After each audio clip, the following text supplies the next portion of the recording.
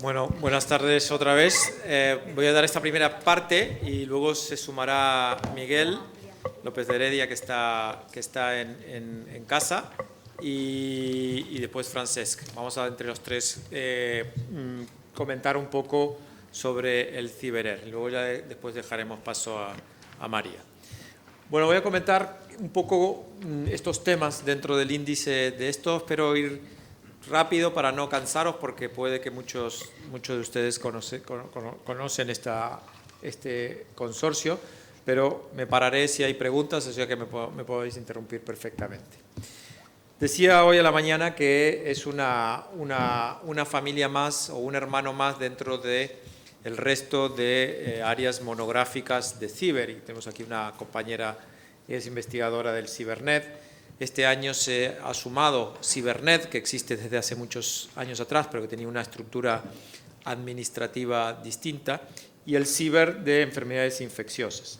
Pero como veis, en este momento son 13 áreas científicas de investigación en estas estructuras tipo Ciber, y que estamos nucleados por una única, digamos, oficina central, que lo que hace es organizar todo lo que sean temas administrativos, temas laborales, etc.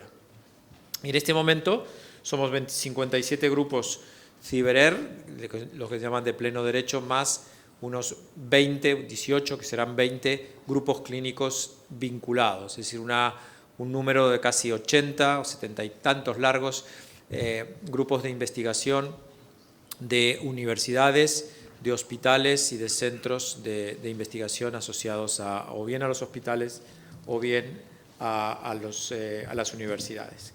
Y dentro de las áreas temáticas, esta gran familia implica específicamente temas como la obesidad, el cardiovascular, diabetes y enfermedades metabólicas, enfermedades hepáticas, es decir, un número muy importante de áreas temáticas. No están todas, pero están un buen número de ellas. En este momento hay 530 grupos de investigación en esta estructura. Es una estructura importante, potente, que está ganando mucho peso en la investigación nacional y también a nivel de producción científica. Tengan en cuenta, luego lo comentaré, que hay mucha producción de todos estos grupos a nivel científico. Y específicamente en nuestro área hay estos temas o estos programas de investigación que nuclean a casi 600 investigadores, de los cuales muchos de ellos, o un número de ellos, están contratados directamente por el Ciber, y otros son los que se llaman adscritos, quiere decir que participan dentro de la estructura, pero son financiados por sus estructuras o sus instituciones de base. Si hay en el hospital donde yo trabajo, en el Hospital La Paz, hay adscritos, investigadores adscritos que les paga el hospital o el Instituto de Investigación de La Paz, y otros que están contratados por el Ciberer. Y cubrimos las áreas que la estructura de Ciber o los estatutos de Ciber nos pide que los agrupemos en programas de investigación. Pero claro, no podemos cubrir la totalidad de las 5.000, 6.000 enfermedades raras, las tenemos agrupadas dentro de estos programas. Y aquí tenéis un poco la estructura de los grupos o la cantidad de grupos. Como veis, Cataluña 19, 21 en Madrid, en Andalucía 3, en Galicia 1, y cubrimos casi la totalidad del territorio, excepto en este momento Extremadura y una de las Castillas, en las cuales están también grupos de investigación hospitalaria. De forma tal que la cobertura a nivel de comunidad autónoma es bastante buena, no es perfecta, pero es bastante buena, y la cobertura de los temas dentro de los programas de investigación también es bastante buena. Me pidieron los organizadores que hable un poco de investigación en enfermedades raras. Cuando uno habla de investigación, inmediatamente tiene que referirse a estos temas, a publicaciones, transferencia, etc. Voy a comentar un poco cómo van las publicaciones. Aquí lo tenéis hasta el cierre del año 2021. Como veis, hemos tenido una curva bastante suave de crecimiento en algunas áreas bueno, algunas temáticas específicamente, pero el número de publicaciones no es nada desdeñable. Digamos, 800 publicaciones por año, una estructura está bien como entidad, y todas las familias ciber, considerando las 11 áreas que hubo hasta el año 2021, es una de los 3 centros que más publica en España por año. Quiere decir que, para que os deis una idea, en la base de datos más conocida o más fácil de recoger la información científica, que es Medline o PubMed, como lo queráis llamar, la estructura ciber publica un artículo científico cada 50 minutos. Quiere decir que hoy van a aparecer, en el día de hoy, casi 30 artículos con la firma ciber, y al menos 2 de ellos tendrán la firma Ciberer. Por lo tanto, una estructura potente de investigación que se ha ido mejorando y que ha ido aumentando su interconexión durante los años, porque lo que no ha ido aumentando, de hecho ha ido disminuyendo, es la financiación. Quiere decir que en esta época, cuando publicábamos 600 artículos, teníamos una financiación que era casi un 20 o un 30% mayor a la que tenemos ahora. Por lo tanto, hemos mejorado o hemos optimizado, si me permitís, nuestras publicaciones a una costa de que la financiación no haya aumentado concomitantemente. Y aquí tenéis un artículo, por si... Claro, preguntas, por supuesto, perfecto. Pero estas publicaciones Ciberer no están financiadas exclusivamente por Ciberer. ¿Tenéis otras fuentes de financiación? Sí, exactamente. Estas publicaciones van con el sello Ciberer porque tienen origen en publicaciones que son exclusivamente relacionadas con enfermedades raras de los grupos que participan de esta red. No quiere decir que el 100% fuesen atribuibles a la financiación, desde luego que no, porque eso es muy difícil de poder relacionar cuánto de una investigación está 100% financiada por un proyecto, ¿no? Eso en entidades exclusivamente o en proyectos exclusivamente financiados es relativamente más fácil de poder determinar, pero en algunos centros universitarios o sanitarios en el cual las fuentes de financiación son múltiples, es muy difícil de poder decir esta publicación tiene un 100% de financiación de esta fuente y de ninguna otra, ¿no? Sobre todo cuando se comparten estructuras, porque dentro de cada uno de estos centros la fuente de financiación de las estructuras, los aparatos, el personal técnico, administrativo, el laboratorio es multifuente, ¿no? Es muy difícil de poderlo... Ahora continuar. Cuando has dicho ha bajado la financiación, os referís en global, no es que sea financiación exclusiva, haces la relación de incremento de publicaciones y financiación. Sí, digo que ha bajado un poco la financiación porque cuando empezó la red de ciber, la financiación que tenían por un nombre que administrativamente nunca me acuerdo cómo se llama, creo que es subvención nominativa, que es el dinero que específicamente el gobierno pone para mantener la estructura, era un poco mayor que el que es ahora. Por eso digo que ha bajado un poco la financiación. Y aquí tenéis un artículo, uno de ellos, donde contamos un poco qué es el Ciberer, por si a alguno le interesa y lo puede mirar, que esto ha aparecido este año, si no recuerdo mal, este año, donde lo podéis ver más o menos qué hacemos y quiénes somos. Y aquí tenéis un poco la comparativa con el resto de nuestros hermanitos ciber de otras áreas. Y nosotros estamos aquí en el medio. Quiere decir que ni estamos mal ni estamos súper bien.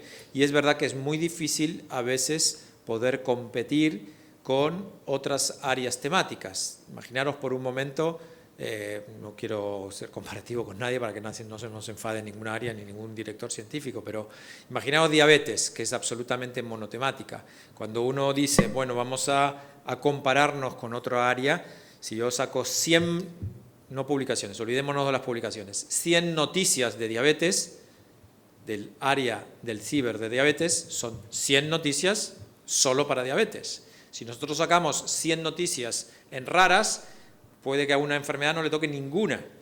Entonces el impacto de ser monográfico es bastante mayor que un área tan transversal o tan heterogénea como es las enfermedades raras. Pero bueno, esto es solo para decir que estamos más o menos bien, no nos podemos conformar, pero estamos más o menos bien donde teníamos que estar.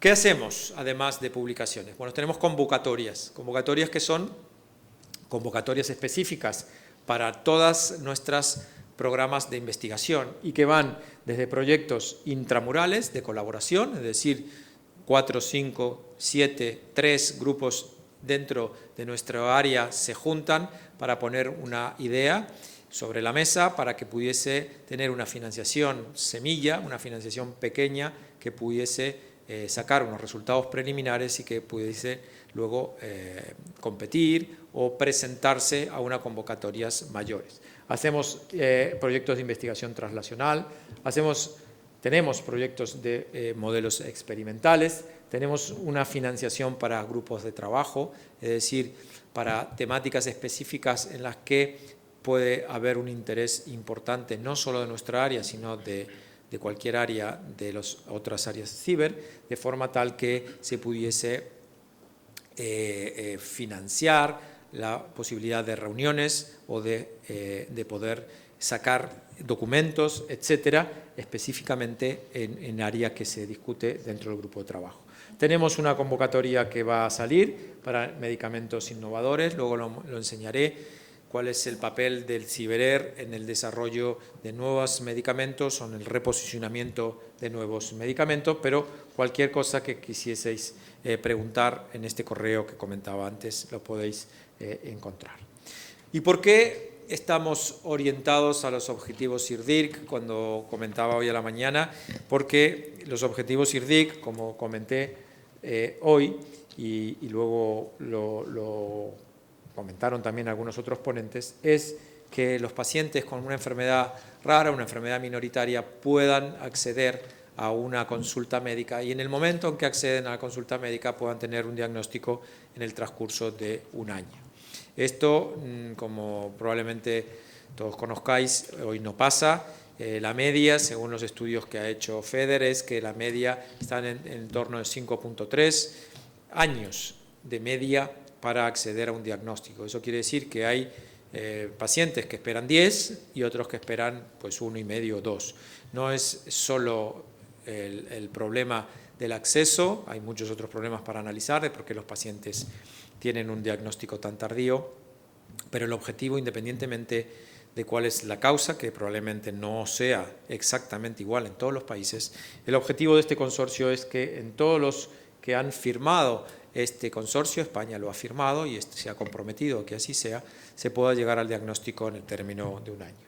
Y además, aunque hoy César decía, 1000 tratamientos son muchos, pero tenemos que apuntar allí.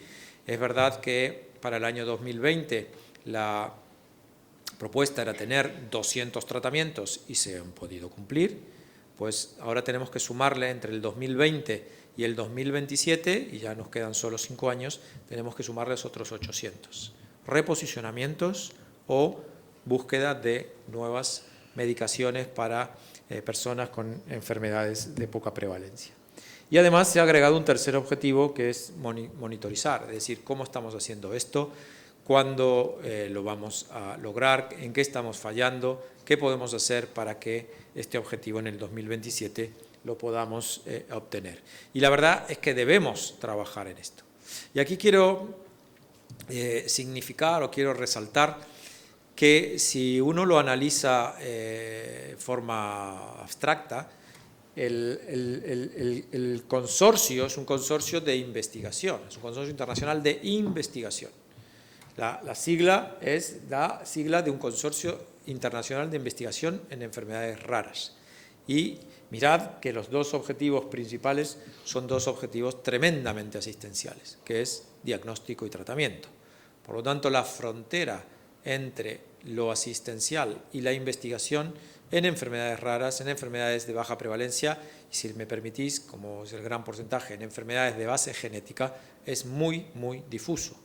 Y esto hay que comprenderlo y sobre todo los gestores sanitarios nuestros administradores tienen que comprenderlo, porque si no es muy difícil poder tomar medidas para poder cumplirlo, si uno no comprende que la asistencia y la investigación aquí van de la mano totalmente.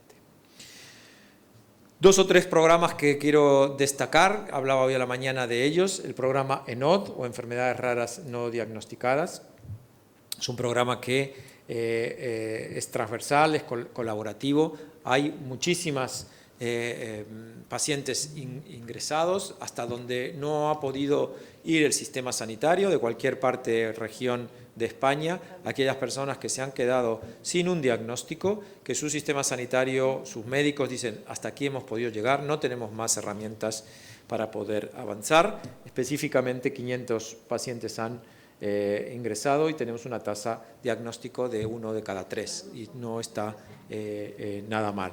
En este momento hay más de 46 hospitales trabajando o incluyendo pacientes, más de 100 profesionales, y lo hacemos también junto con pacientes, como lo comenté hoy por la mañana, y también aquellas consultas que llegan al SIO, al Servicio de Información y Orientación a los Pacientes de FEDER. Estamos en colaboración con ellos a través de un acuerdo para que puedan ser eventualmente derivados a este programa del CIBERER y puedan atenderse a sus necesidades. Sí, claro. Este 33% de diagnósticos te refieres a que se ha dicho esto es tal patología o hemos encontrado la causa. Si es una causa genética, hemos encontrado una mutación, pero no sabemos exactamente. No, se refiere a diagnóstico confirmado, se refiere a una persona que asistía al hospital X de la comunidad X, que su sistema sanitario, por las razones que ahora es muy complicado de analizar, pero si queréis podemos discutirlo, no llegó al diagnóstico, o bien por falta de pruebas o posibilidades de hacer pruebas, o por las razones que sean, y esos pacientes ingresados dentro de este programa, con financiación ya no sanitaria del hospital que toca, sino con financiación de investigación, 1 de cada 3 se llega al diagnóstico de su enfermedad, o bien de su gen afectado, o bien de su enfermedad, porque no todas las enfermedades tienen un gen relacionado, pero sí muchas de ellas se pueden, algunas de ellas que no tienen causa genética todavía demostrada, se puede llegar con otros medios diagnósticos, entre ellos la evaluación clínica, que no hay que dejar de tenerla en cuenta. Entonces, estos pacientes han sido ingresados en este programa de investigación bajo protocolo de investigación habitual, con sus consentimientos, con todas los temas administrativos, legales, éticos específicos, y 1 de cada 3 ha llegado a su diagnóstico. Tenemos un montón de pruebas específicas que están, como digo, en el borde entre las pruebas de investigación y las pruebas asistenciales, y esto nos ha permitido, como comentaba, poder llegar al diagnóstico en esto. Y esto ha sido un poco el embrión, como este programa llevaba, no con este nombre, pero con esta filosofía muchos años en nuestro CIBER, ha sido el embrión de lo que ahora se conocen como los programas IMPACT, o los programas, sí. Mira, Pablo, perdona, respecto al programa este que estáis haciendo del diagnóstico, Sí. ¿está vinculado al del Carlos III o son independientes? Son 2 programas paralelos. El programa de enfermedades no diagnosticadas del Carlos III es un programa que tenía, o tiene, no sé si todavía la tiene, una financiación distinta a este. Este programa es un programa impulsado por el CIBERER dentro del Carlos III, y el programa del Carlos III era un proyecto con financiación externa. Vale, entonces si tenemos un paciente en las asociaciones que ya está en el del Carlos III y no hemos obtenido diagnóstico, ¿nos podríamos acoger a este entonces? Sí, lo único que no es un programa que los pacientes acuden al programa, sino tiene que ser presentado por un profesional.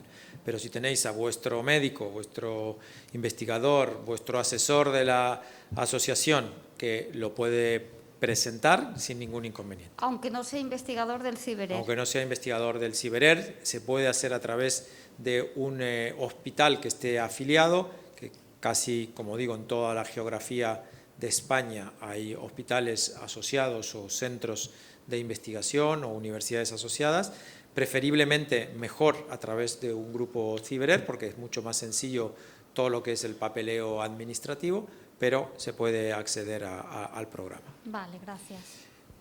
Decía que este programa de ENOD, enfermedades no diagnosticadas, fue el embrión de lo que es el programa IMPACT y sobre todo el IMPACT de medicina genómica. Este es un programa que tiene 3 patas, es un programa cuya sigla de IMPACT responde a infraestructura de medicina de precisión asociada a la ciencia y la tecnología. Esta es la sigla de IMPACT, y esta estructura que está financiada también por el Instituto de Salud Carlos III, como digo, en 3 programas distintos, uno de cohortes o de medicina predictiva, uno de datos o de ciencia de datos y uno de genómica o de medicina genómica, que están interrelacionados, pero que cada uno de ellos tiene su, digamos, estructura en función de que cada uno de los 3 programas tiene un investigador y un grupo de investigadores por detrás. ¿Qué pretende esta estructura? Pues el objetivo que tenéis puesto aquí, los pilares para tratar de poner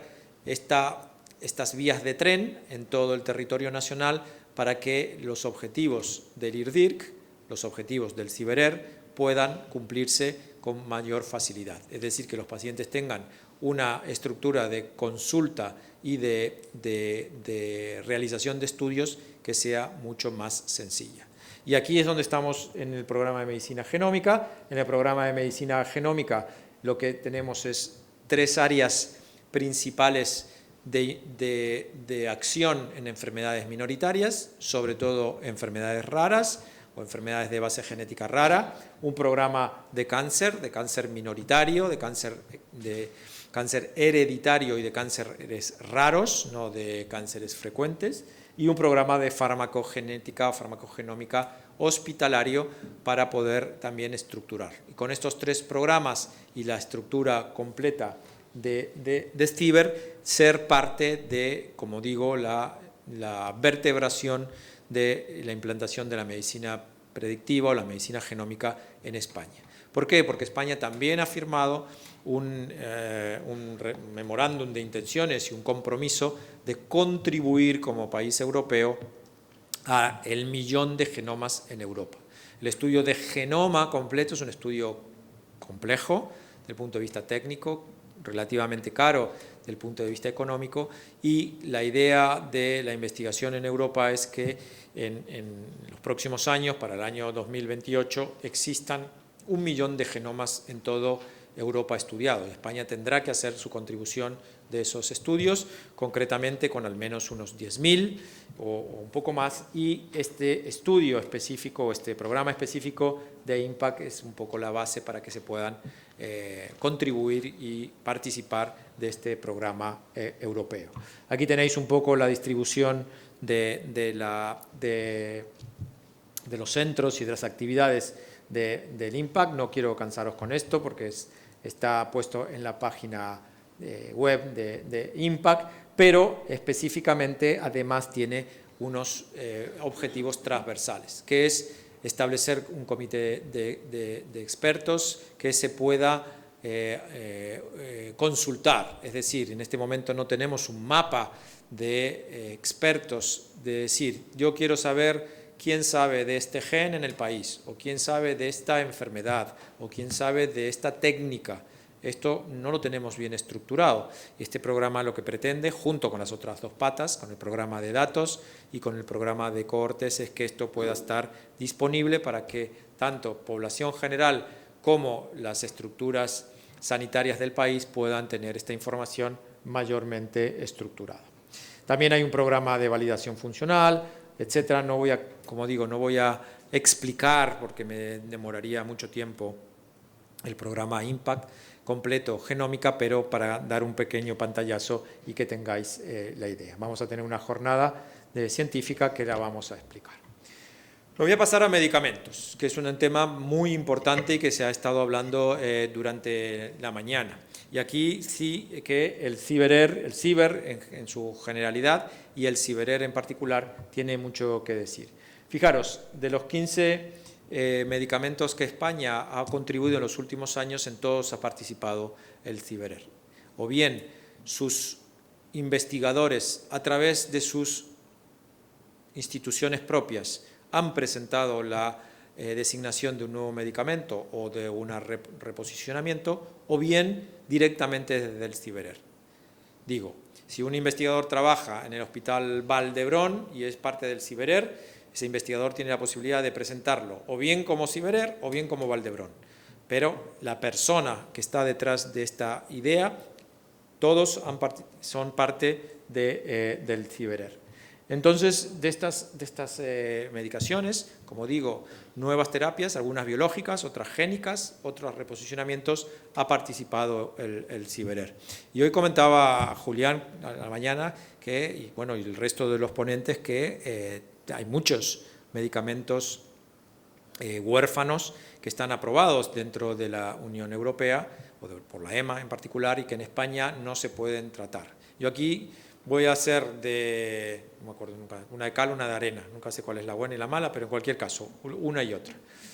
Es muy difícil y es muy complicado poder llegar a autorizar un medicamento y cumplir todo ese proceso que Caridad hoy a la mañana explicó, con todas las regulaciones y con todas las necesidades que tiene.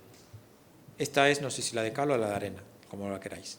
Por el otro lado, no se puede aprobar un medicamento rápidamente y empezar a tratar a la población, porque hay medicamentos que producen efectos adversos desconocidos durante la fase de producción, a veces mortales y a veces irreversibles.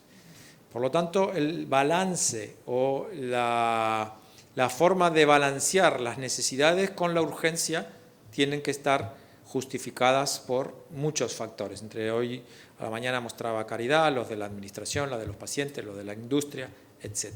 Pero este proceso es muy, muy complejo, desde la investigación académica o de la investigación de la industria hasta llegar a poner un medicamento en la calle y que en nuestro sistema sanitario, que lo es pagado por la administración pública, lo pueda pagar. Es un proceso muy complejo donde hay muchísimas variables.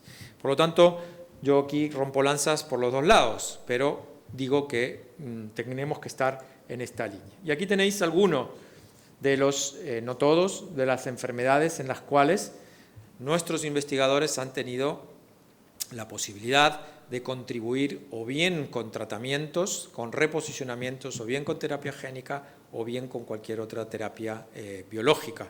De forma tal de que en este momento, yo creo que de forma bastante orgullosa puede decir este área de que ha contribuido en forma muy modesta a que los 200 y tantos medicamentos huérfanos aprobados por la EMA, pues estos 15 que ha contribuido España y, como digo, directamente el CIBERER involucrado.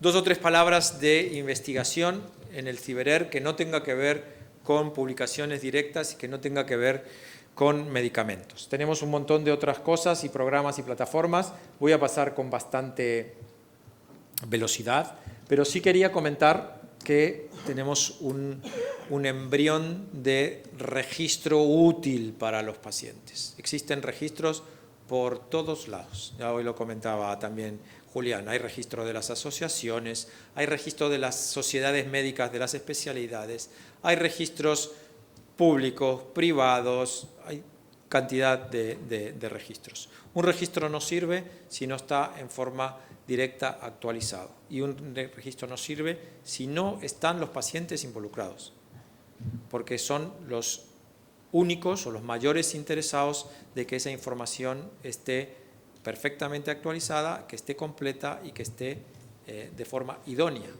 ¿Para qué sirve un registro? Pues para muchas cosas, pero para lo más importante, en mi opinión, es para cuando hay un cambio terapéutico poder aplicarlo con velocidad. Hay medicaciones que han aparecido para tratar patologías, por ejemplo, una de las retinitis, por un gen específico, por una variante específica, que salió antes la medicación y en la solución de terapia génica antes de que supiésemos cuántos pacientes había con esa gen y con esa variante, de forma tal de que es imposible hacer cálculos de cualquier tipo. cuántos pacientes se van a tratar, cuánto nos va a costar, quiénes se van a beneficiar. Si uno no tiene la información, un poco de nuevo los datos que hablábamos una mañana, es muy difícil poder hacerlo. Y en este momento, este registro, que es un gran paraguas, que se llama así, GINRER, en este momento está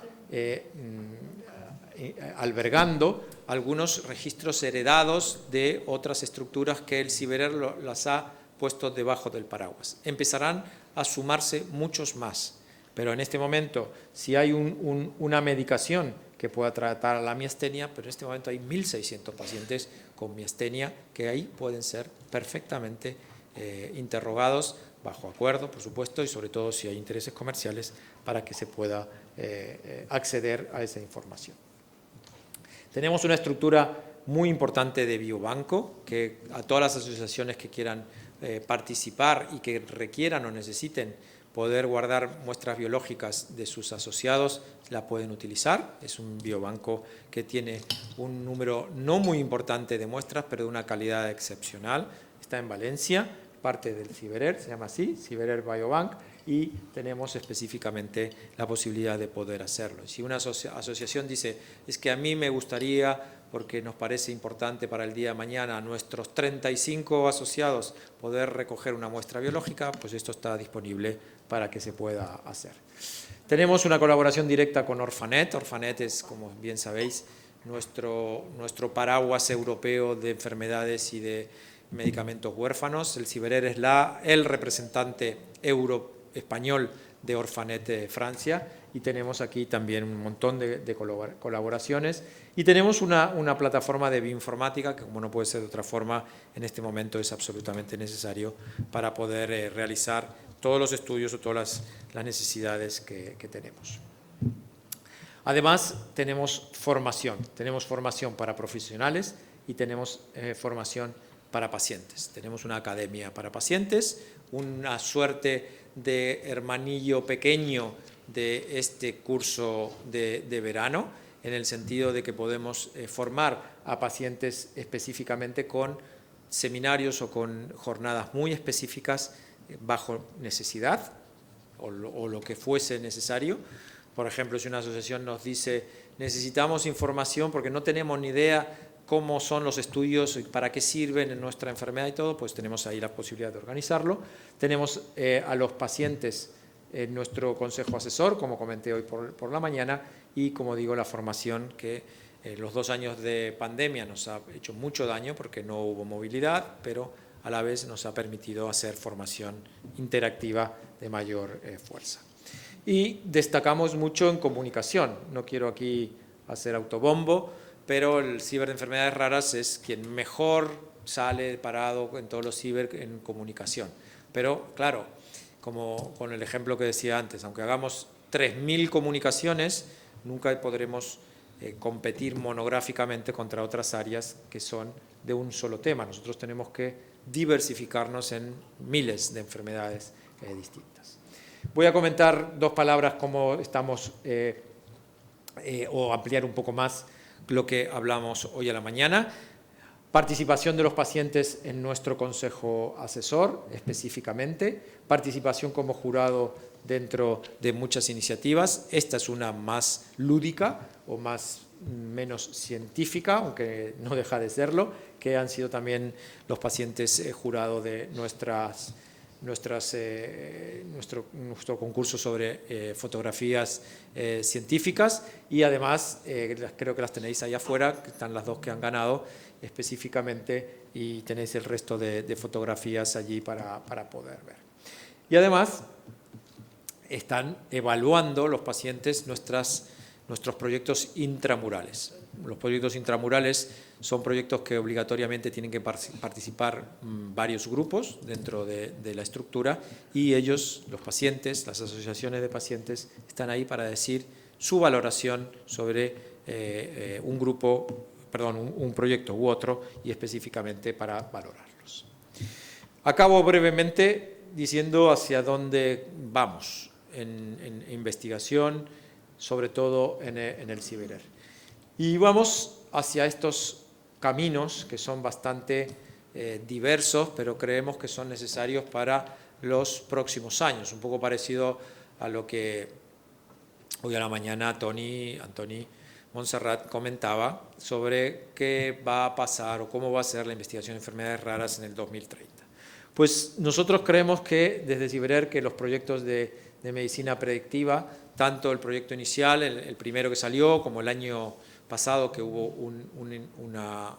una nueva convocatoria, y este año que habrá una tercera convocatoria, es decir, lo que llamamos IMPAC 1, 2 y 3, tienen que tener una integración para que se pueda consolidar esta estructura, como yo comentaba al principio, de vertebración de todos los pacientes dentro del país. Hoy comentaba Caridad, aquí la suerte que hay en Cataluña de poder tener una evaluación de las necesidades de tratamiento de medicamentos muy caros o muy complejos y donde se discute específicamente para que haya equidad entre todos los hospitales. Pero no solamente necesitamos equidad entre todos los hospitales de Cataluña, lo que necesitamos es equidad entre todos los ciudadanos del país. Es muy difícil explicar a una persona que vive en el borde de la frontera de una comunidad autónoma que en la comunidad de al lado, que no es la suya, le tratarían con una medicación y en la suya no le tratan. No estamos hablando de lo que se comentó, que en Valladolid, si vives en esta calle y te toca este hospital, te tratan, y si estás en otro. Ya estamos hablando a nivel de comunidad autónoma. Es que los pacientes se mudan, lo sabéis vosotros, de vuestros pacientes, se mudan de comunidad autónoma para poder acceder a los tratamientos, y eso no es razonable. Entonces, tenemos que tener un mayor esfuerzo a poder solucionar estos problemas de tratamiento. Y no podemos decir que no somos capaces de hacerlo. Y os voy a decir por qué. Porque con trasplante lo hacemos perfectamente. Los trasplantes están perfectamente vertebrados en todo el país. Luego que se arreglen cuánto hay que pagarle a esta comunidad, a la otra, el que donó el hígado, el hospital, me da igual. Que se arreglen después las administraciones, pero lo podemos hacer. Hay que tener la voluntad y el orden para poder hacerlo. Tenemos que hacer un poco de orden en codificación, en ontologías, en nomenclatura de enfermedades. No tengo tiempo hoy para charlarlo, pero el nombre de las enfermedades y la subdivisión de las enfermedades es un problema creado realmente muy importante. Tenemos que poner los datos en común, un poco lo que hablábamos hoy, y tenemos que pensar que ya muchas de las cosas como vivíamos hace muchos años en la ciencia o en la biología o en la medicina, de hacer estudios in vivo, luego decíamos estudios in vitro, ahora tenemos tantos datos que podemos hacer estudios con los datos solamente. Nosotros creemos humildemente que desde nuestra área de enfermedades raras, con la transversalidad que tenemos y los años que llevamos dentro de la genómica, tenemos mucho que enseñarles y ayudarles al resto de las áreas. Hay muchas áreas que han empezado ahora a amanecer en la genómica. La cardiología, la diabetes, la obesidad, las enfermedades hepáticas están empezando a darse cuenta que las enfermedades son eminentemente de base genética. Y entonces nosotros llevamos muchos años en esto y creo que podemos ayudar en este paso al resto de las áreas de CIBER en estos próximos años que tenemos. Necesitamos mayor integración con el sistema asistencial. Lo que no es entendible es que si el objetivo de los proyectos IMPACT puestos o lanzados desde una entidad central, como es el Instituto de Salud Carlos III, no se hable con los consejeros de sanidad de las comunidades autónomas. Si este es un proyecto que pretende vertebrar y ayudar a la asistencia, que no se lo hayan contado a todas las consejerías de sanidad para facilitar las cosas. Yo no salgo de mi asombro, pero en cualquier caso, esto es lo que tenemos que, o creemos nosotros que tenemos que hacer. Y de luego necesitamos mayor financiación. A mí me gusta siempre decir una cosa que parece graciosa, pero que después no termina siendo, es que los investigadores somos como los niños con los helados. Siempre queremos más. Y no es necesario que nos recuerden que hay helados en el congelador, porque seguimos queriendo más. Aunque haya 10, pues queremos 20. Y esto es así, no porque seamos caprichosos, los niños son pequeños y a veces lo pueden ser, sino porque creemos que otros países de nuestro entorno, que también tienen helados, tienen más helados. Si lo comparáis, nuestra investigación Nuestro porcentaje de investigación del Producto Interior Bruto está en el orden del 1,3%. El de Israel está por encima del 4%. El de países como Alemania está por encima del 2%. Yo escuché que este gobierno, esta última administración, quiere poner el Producto Interior Bruto en el 2%. Pues fenomenal, todavía no hemos llegado ni de broma. Y aparte, no nos hagamos trampa en el solitario, o sea, no vamos a incluir la investigación militar, ¿verdad? Porque si ponemos la investigación militar, pues ya no me sirve. Entonces, específicamente necesitamos mayor financiación y en esto tenemos que trabajar todos juntos. Pues este es el resumen de la investigación en el CIBERER, 74 grupos, más de 600 investigaciones, más de 30 patentes y spin-off, participamos en 19 redes europeas, tenemos unas buenas estructuras transversales, hemos contribuido con muchos genes en los últimos años en investigación, 15 medicamentos huérfanos, casi 10.000 publicaciones, 4 millones de euros en proyectos intramurales y tenemos buena investigación y diría yo que casi buenas soluciones para 2.000 enfermedades raras. Me diréis, hay 6.000, estáis muy mal. Digo, sí, estamos con 2.000 sobre las 6.000 o 7.000 o las que queráis contar. Pero en 2.000 tenemos bastante buenas soluciones. Hace 15 años no las teníamos en casi ninguna y esperemos que de aquí a 15 las tengamos para las 6.000. Pues nada, yo acabo aquí, muchas gracias y le pasaré la palabra, no sé si a Miguel o a Francesc, ¿quién va primero? Miguel. A Miguel y estaremos.